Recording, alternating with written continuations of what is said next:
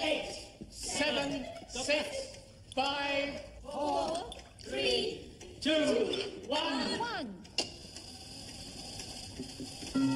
The 1926. Happy New Year. Happy New Year. Now listen, everyone. Please. I've been a very fortunate man, especially to have friends like all of you. And not many people went to Australia and bought a farm over a copper seam. I have, at long last, persuaded Andrew to make a will, with my wife Sarah's help. In it, there are several minor bequests to some of us and a small trust fund for Violet's education. The main part of the estate, 75%, goes to the Ellingfort Medical Foundation. Oh, how splendid. Dr. Pritchard, of which you're chairman. It'll be used wisely, Andrew. If you ever die, that is. A lump sum of £2,000 held in trust until their 18th birthdays will be shared between Peter Baker and Robert Sidaway. Oh, that's so kind of you, Andrew. I think you know how fond I am of your son. And there'll be men soon with all the responsibility that entails. And I'd like them to have a secure future. What about Violet? What about Violet? Oh, she's your ward, Andrew. You dote on her, but you've left her nothing. Sarah, shh. Yes, but she'll marry someone like Robert or Peter. She's a woman, for heaven's sake. My God, Andrew. You had to stop yourself saying only a woman.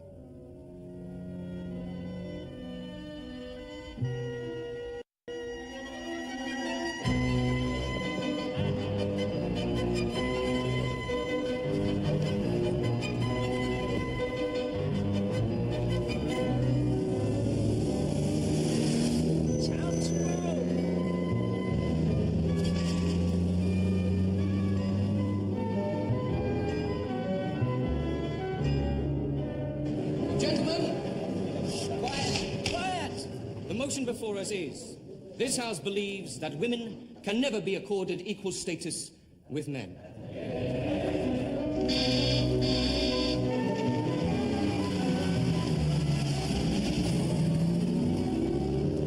I call upon Mr. Andrew Marsh, a former president of the Union, to propose the motion.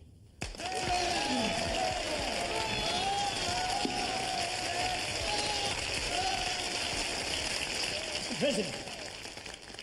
Gentlemen, few people, if any here today, would deny their fellow human beings, regardless of color, creed, or gender, the fundamental right of respect.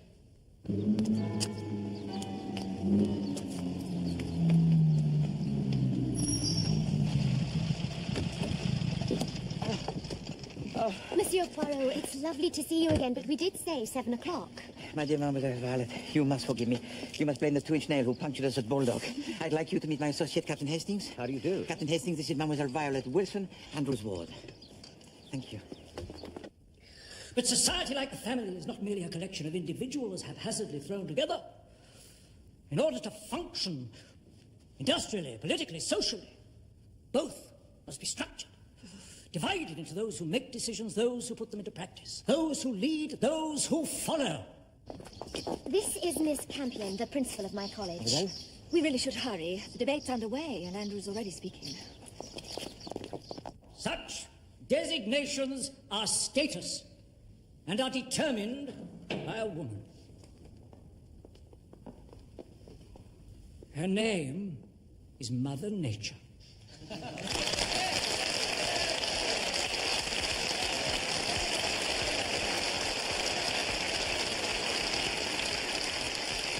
Gentlemen, I now call upon Mr. Robert Sidaway to oppose the motion.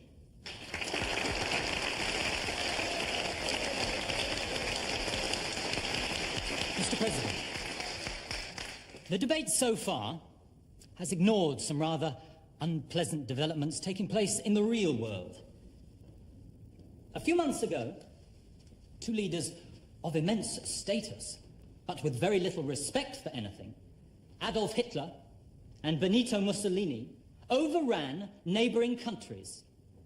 Now, all people of good sense, regardless of gender, can see that war right across Europe is imminent. And when it comes, will we expect women to merely keep the home fires burning, Mr. President? Yes. Or will we accord them equal status as we ask them to go onto the land and farm it? Into the factories and make munitions. Join the armed forces and fight. Into the Valley of Death rode the 500 members of the Women's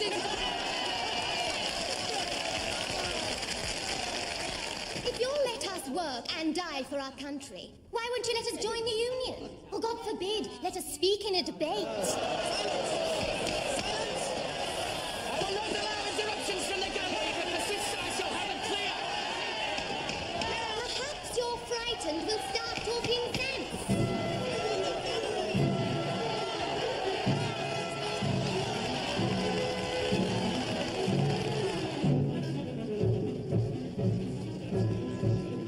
Never mind the outcome, Bobby. You spoke well. So did Andrew. Once you ignored what he actually said. Congratulations, sir. A worthy victory. Pity the press won't cover the debate, Robert. I can see tomorrow's headlines now.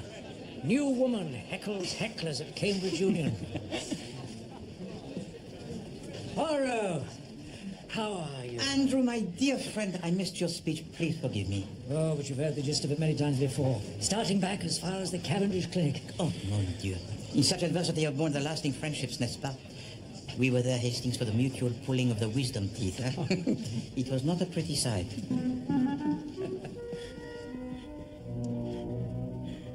Damn doctor of mine never offers me anything for this wheezing.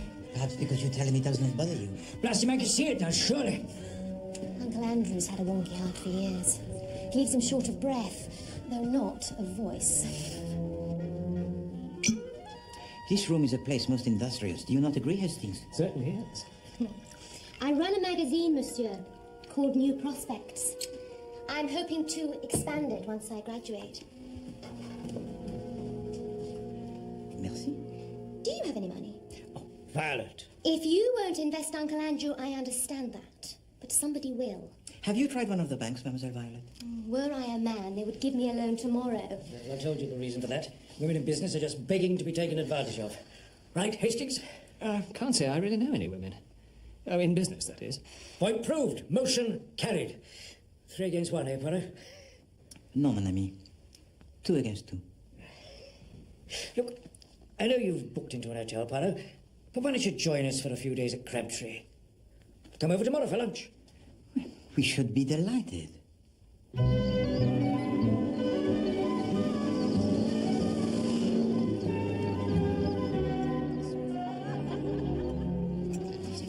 You will permit me, Mademoiselle Captain. Thank you. You like for your students to have the views that are very strong, n'est-ce pas? I positively encourage it, Mr. Poirot. John, before I forget, our meeting tomorrow, could we make it a little later? Why don't we meet for lunch? My office at 12:30. Affects you, Martin. I'm afraid. I'm changing my will. It's your money, Andrew. Is Violet to be mentioned in your new will, sir? Setting aside your impertinence, Robert, I could have sworn the debate was over. Perhaps you feel I didn't win it convincingly. I'm sure he meant no harm, Andrew. You don't merely encourage the young Philader, you overindulge them. I apologize, sir. Robert? I'll talk to him, Mrs. Sidaway. Robert! Sarah, will you please not fuss? Robert, wait! I'm sorry, Violet. Just because he won a stupid debate doesn't make his attitude right. Look, he is what he is, Bobby. And we'll never change him. And I'm not sure that I want to.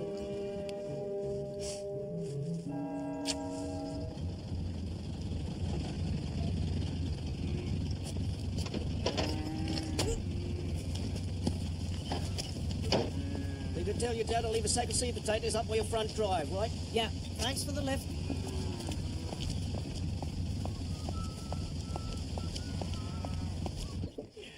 Andrew, it's been marvellous, but I've quite an afternoon ahead of me.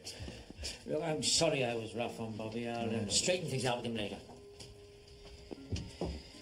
Before I go, Andrew, I'd like to give you the once-over. Oh, good God, man. Fuss, fuss, fuss. You've had a couple of strenuous days. Now, jacket off and sleeves up. Mrs. Sidaway, would you be so kind as to bring my stethoscope through to the library? My bag's in the hall.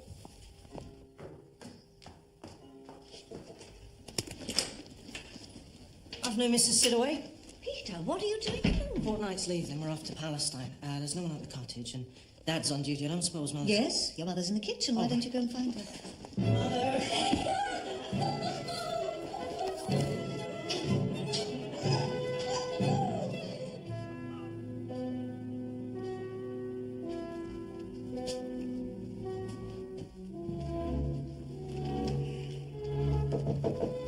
Entrez. Oh, mon ami. The good doctor, he tells you to get some rest and you ignore his advice. You do not change. Oh, I've changed all right, Poirot. You'll think me an old hypocrite, I'm afraid. Saying one thing, doing another. I should not dream of such a thing, mon ami. Please to sit. Even though, after all the things I've said about my health over the years, never taking anyone's advice, well... my specialist tells me Oh, damn it, I'm not afraid of it. I'm just afraid of upsetting others. He tells you that your life draws to its close?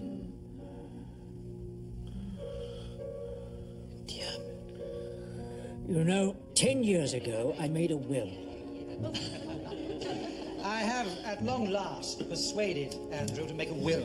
In it, I left several small bequests. £250 to my lawyer, John Sidaway, and his wife, Sarah. To Miss Campion? Philippa Campion received £500, which she immediately pledged to her college for improvements.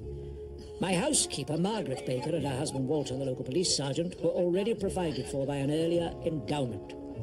Their son, Peter Baker, and young Robert Sidaway were left £1,000 each to give them a start in life. But I left the bulk of my fortune to Dr. Pritchard, as chairman of the Ellingfort Medical Foundation. If you ever died, that is. There was some consternation that night that I had excluded Violet from my will. But tomorrow I'm going to put that right. I intend to write a new will, leaving everything to Violet. Truth is, I've been so proud of her achievements at Cambridge over the past 3 years. She deserves it. I'd like you to be executor of that will, Poirot. Say it for me. But of course. Why this urgency? Who the hell is that at this time of night? Look, we'll talk more tomorrow. Oui, bien sûr. Good night. Bonne nuit, cher ami.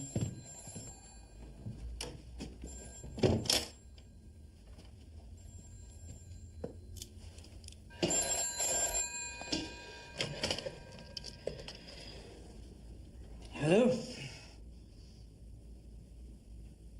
What, now?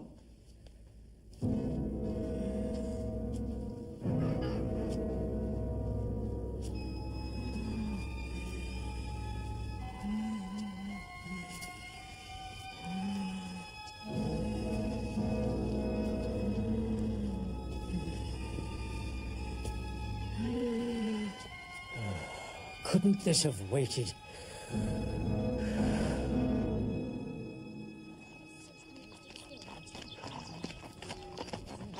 Morning, Poirot. Good morning, Hastings. Bonjour, mademoiselle. What do you think of Samson? I think that he is large and you should take care, Hastings. We'll join you for breakfast, Monsieur Poirot.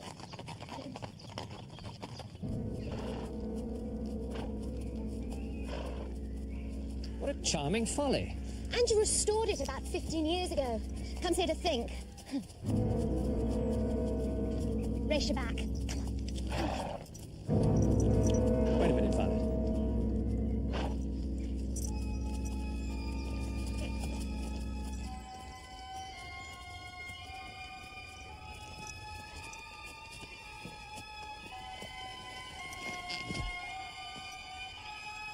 Andrew?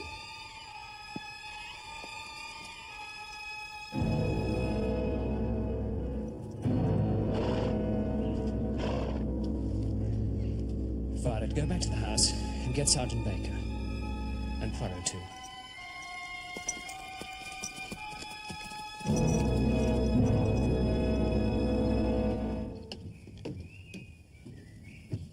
Sergeant Baker, you permit that I make a search? I may not have done that, sir. Found nothing. Perhaps a post-mortem will tell us more.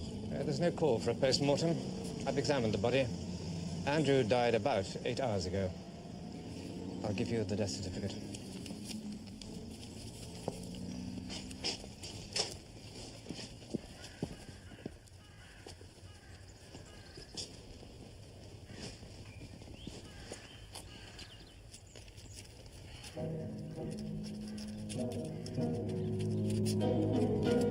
Heart failure?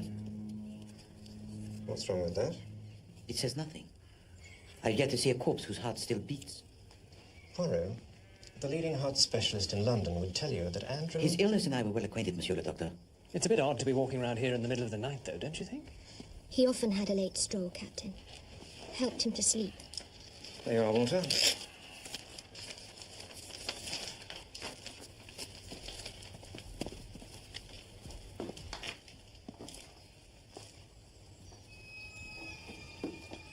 Last night, Andrew tells me he was to make a new will. midnight, he gets a telephone call. This morning, he is dead.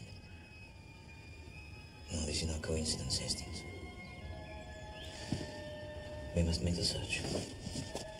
And Hastings, leave not a rock unturned.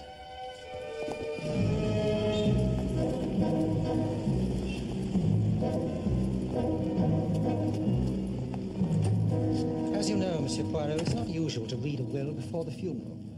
But in this case, I've made an exception, hoping to dispel your fears concerning Andrew's death. Thank you. Ladies and gentlemen, perhaps we should be seated.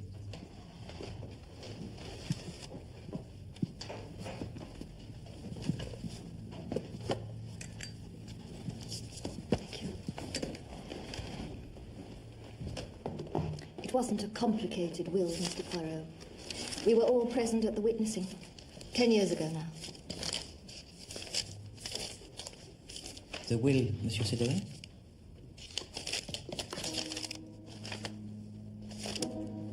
Doesn't appear to be here. Don't be absurd, dear. It must be. That'll be there somewhere, sir. Just a matter of finding it.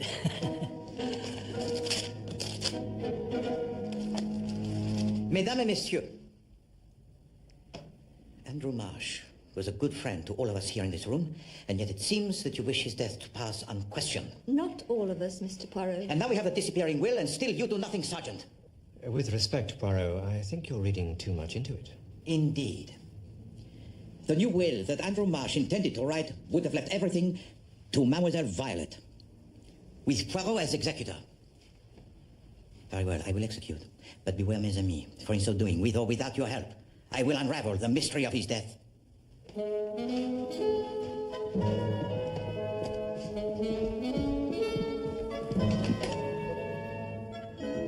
This is intolerable, Hastings.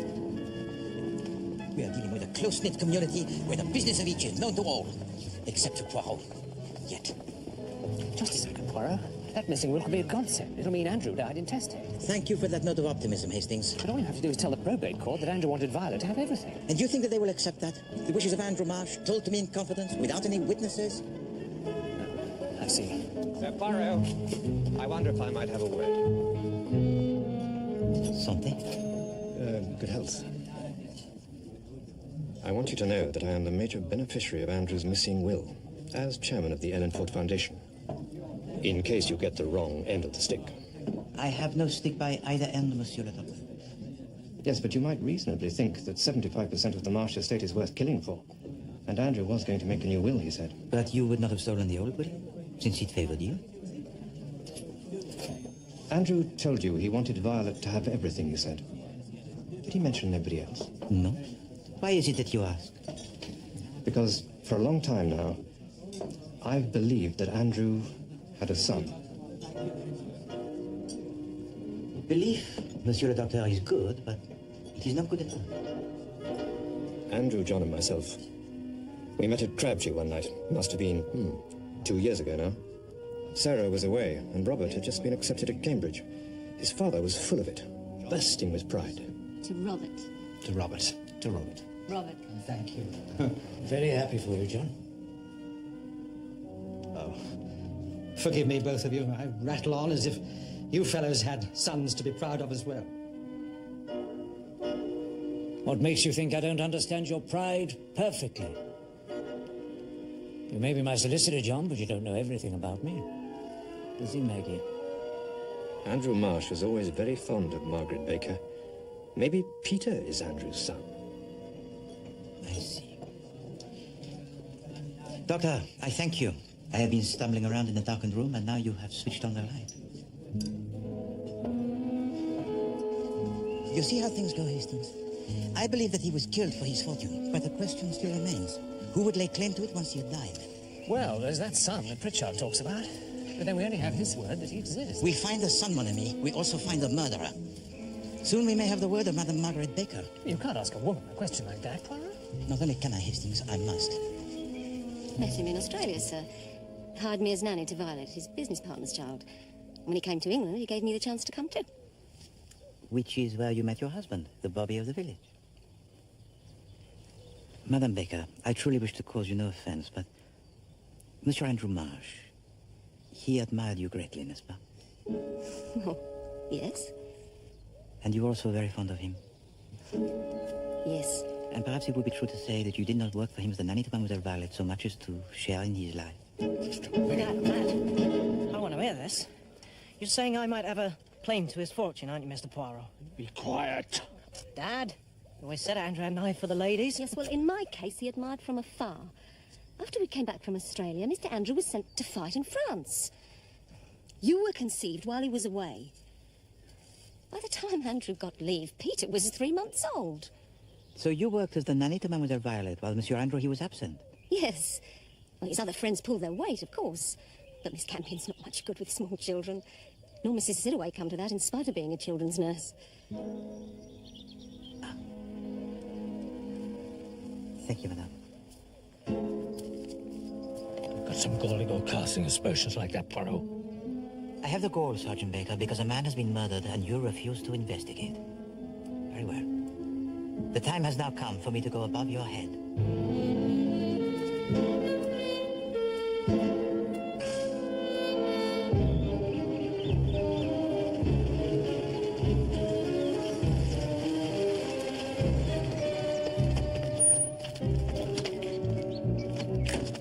Thank you for coming, Chief Inspector. You have met Sergeant Baker, I see. Yes, I must say, Poirot, that in spite of your comments, he seems like a reliable chap to me. This way, Chief Inspector.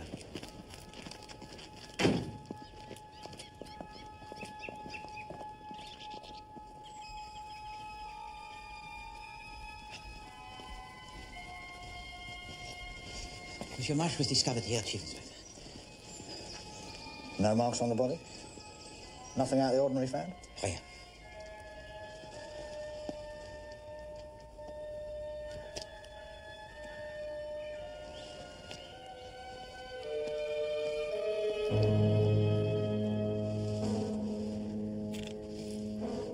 What's this, then, if it isn't out of the ordinary?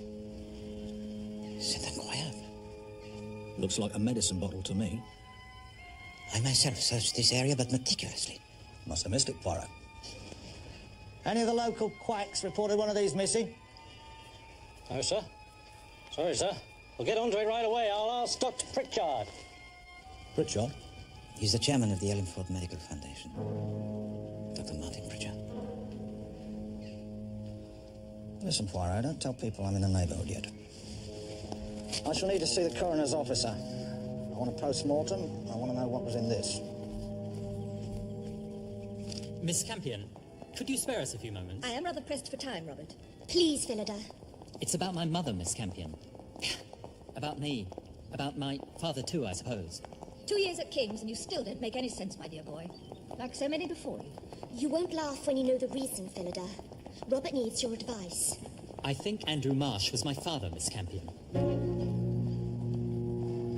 And you're asking me what you should do about it? Why don't you ask Mr. Poirot?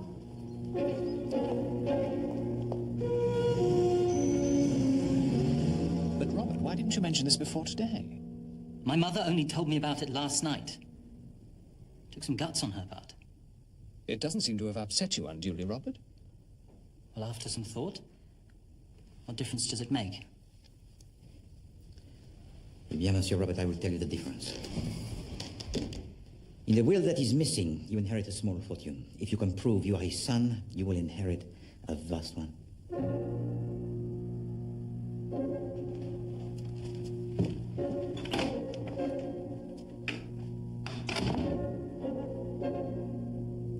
And now a son by Sarah Sidaway.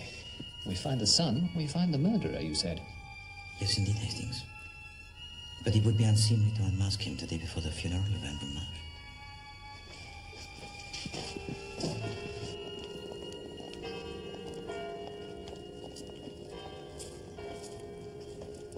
man had a lot of friends, Poirot. What good are many friends, mon ami, when you have one bad enemy?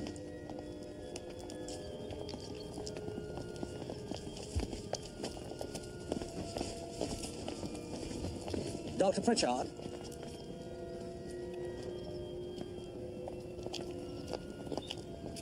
You look to be in the rudest of health, Chief Inspector. You have met before? Would you care to fill these gentlemen in, sir, or shall I? Very well, then. We met in London 15 years ago. Dr. Pritchard here was running a so-called humanitarian group, helping the terminally ill to kill themselves. To end their suffering, you mean? We investigated his organization, but couldn't prove anything. At a rough guess, I'd say he's up to his old tricks again. No. Yours, Doctor, according to the manufacturer. They send them out with batches of insulin, all numbered so they can keep tabs on them. Because as well as working miracles, insulin can also be lethal. I don't understand. The post-mortem found needle marks in Mr. Marsh's upper arm.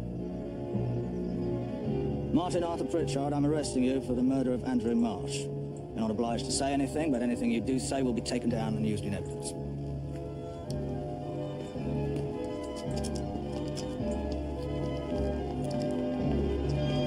All things come to he who waits, Poirot. I knew I'd get him sooner or later.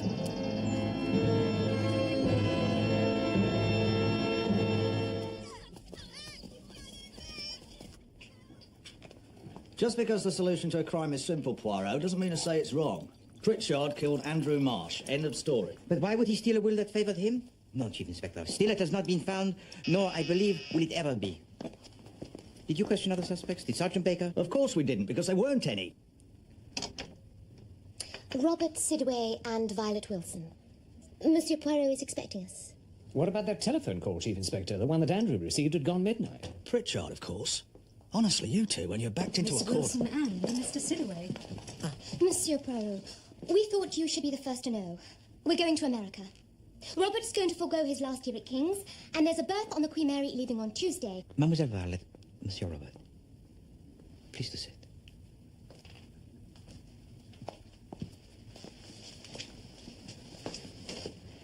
Eh bien, mademoiselle, what of the end of term?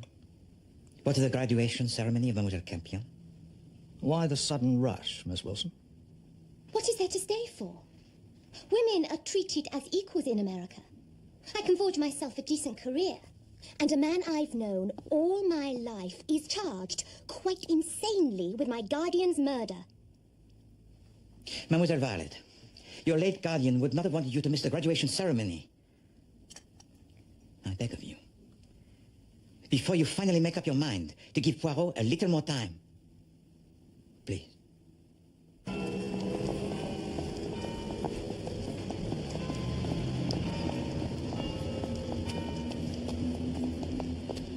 It's all very well you saying probate's a lengthy business, John.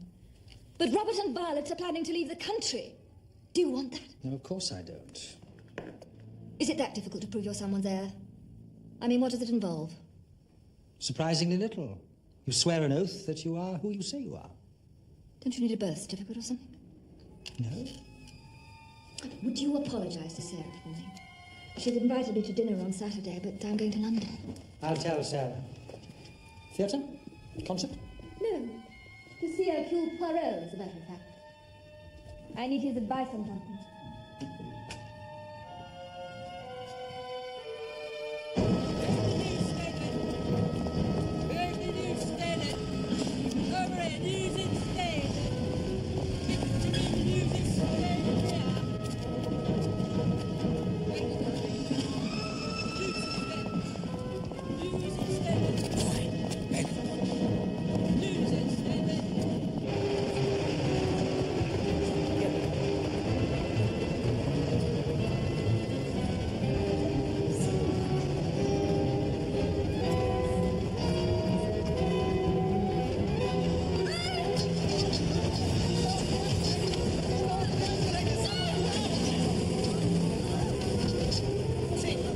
Whoever pushed Mademoiselle Campion up the moving stairs, it was not Dr. Pritchard. He is in your custody. Yes, well, we don't know that anyone pushed her yet. But he is not a murderer, Chief Inspector.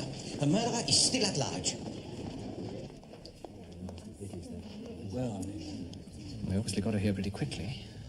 At least we know she survived. Inez? Please. I shall need to speak to Miss Campion as soon as possible. Well, you can't. She's concussed. Very nasty fall, gentlemen. Legs broken in 2 places. She will recover soon. I think you'll find Mrs. Campion's made of pretty strong stuff. She's a miss, Doctor. Miss Campion. You called her Mrs. You know her well? Well... No, but we know she's not married.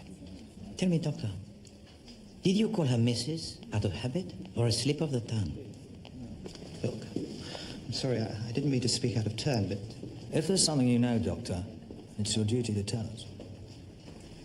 Miss Campion has had a baby at some time in her life. By caesarean section, no less.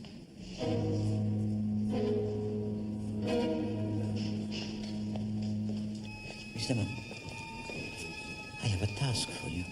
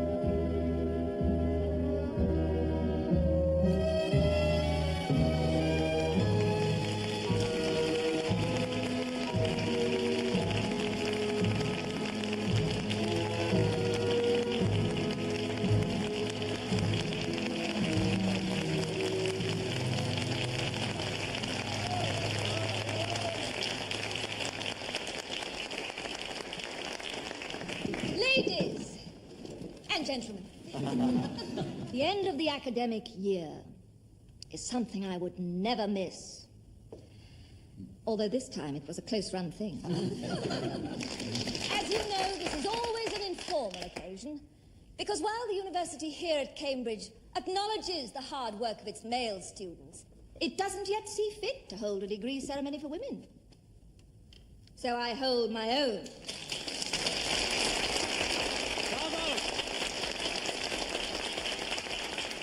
And as you take your places in society, I hope that 3 years here will have proved you more than worthy of them.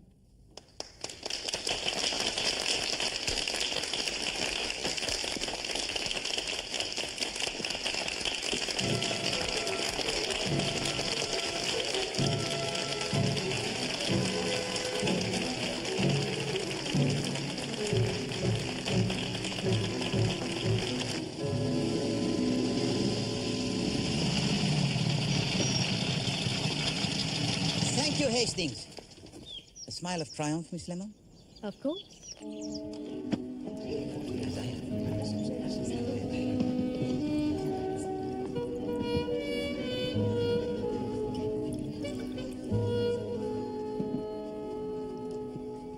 Mesdames et Messieurs, to begin, I think it is fitting that we should make a toast to our dear late friend, Monsieur Andrew Marsh.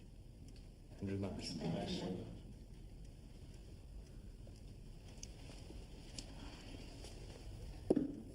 Today would have given him much pleasure, n'est-ce pas? And how proud he would have been of you, Mademoiselle Violet. However, there is someone in this room who denied to him this pleasure. You mean his murderer's here? One of us? On the night that he died, Monsieur Andrew Marsh asked me to be the executor of a new will he would make. I believe that he was killed for that fortune, and that the old will was stolen and destroyed so that he would die intestate. So my duty, you see, it has been twofold. First, to find the murderer, and then before this ruthless murderer could lay claim to it, to deliver his estate to Mademoiselle Violet according to his wishes. However, this murderer, he was at work even as my dear friend Andrew told to me his news most tragic. My specialist tells me damn it, I'm not afraid of it. I'm just afraid of upsetting others. Who's that at this time of night? Hello? What? Now? And thus the murderer lured him from the house. Couldn't this have waited? To rendezvous with the folly.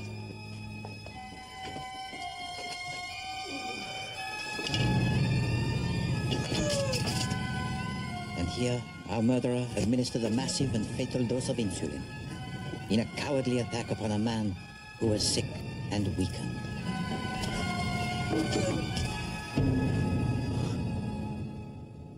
Voilà.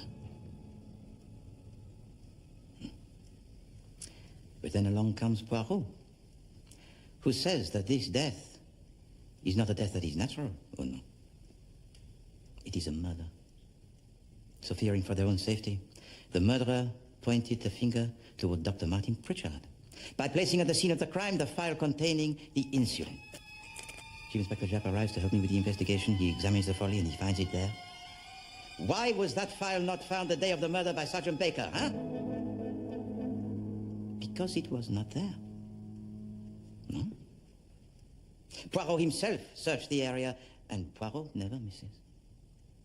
So, my good friend, the Chief Inspector Japp, promptly arrests Dr. Martin Pritchard. And with a man who is innocent charged for the murder, the real killer could now lay claim to the Marsh fortune. So it was thought, without suspicion. But Dr. Martin Pritchard had already told to my associate, Captain Hastings, and myself, that Andrew had a son.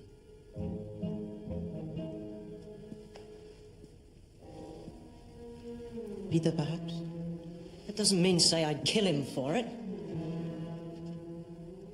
Or you, Robert. Now, your claim had to it more substance, n'est-ce pas? Because you believed that Andrew Marsh and your mother were lovers. Robert was with me the night of Andrew's death, Monsieur Poirot. Violet, don't. Was the arm that pushed Mademoiselle Campion down the moving stairs yours, Peter? Yours, Robert?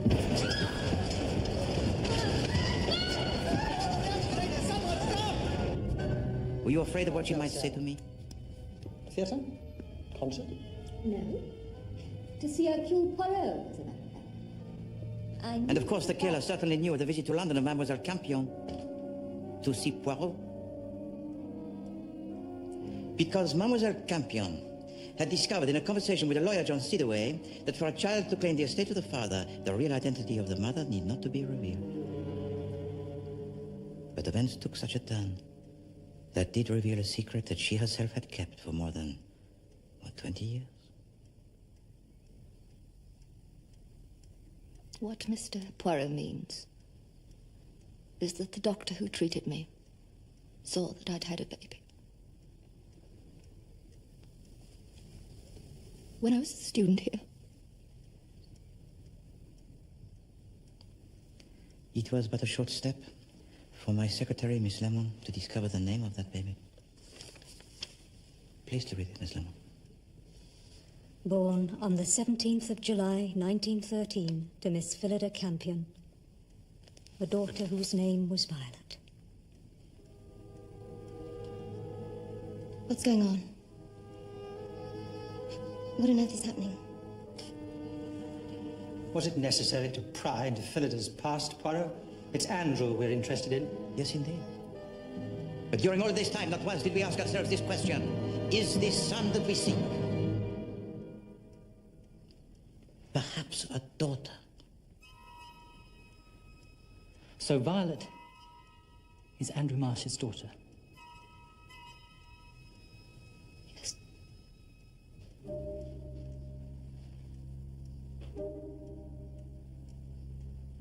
So, Monsieur Robert, why did you kill the father to Mademoiselle Violet? I didn't. I say you did, Monsieur!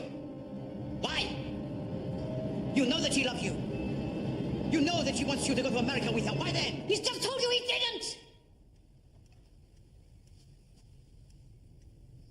No, madame. Perhaps, Robert, he is not the murderer. Because, just as we thought the heir of Andrew had to be a man, so too did we think of the murderer. This killer was someone who stole a syringe from the bag belonging to Dr. Pritchard, who knew the power of insulin. And you, I was told, had been a children's nurse. Madame Sidaway. It was you who convinced Robert that he was the son of Andrew. It was Robert who told you of the visit of Mademoiselle Campion to London, where you followed her, where you pushed her down the moving stairs. Because you were afraid that at last she would reveal Mademoiselle Violet as the rightful heir. No.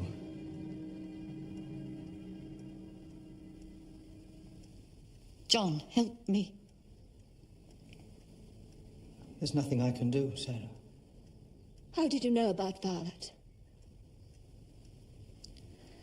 I had a friend who worked in the clinic. I met her years later. There was so little we had to give Robert. But he was mentioned in a will, madame. And why did you steal and destroy it? Because I wanted him to have everything. Why should it all go to Violet? Because Andrew Marsh wished it. As proof that she was his daughter. And his equal.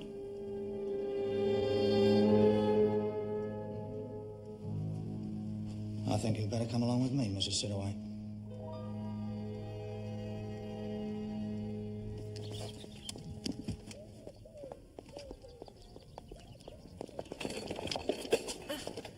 Mademoiselle Campion, Mademoiselle Violet. Your magazine could not have a name that is better, huh? The New Prospects. For these are very exciting for you both, are they not? They certainly are.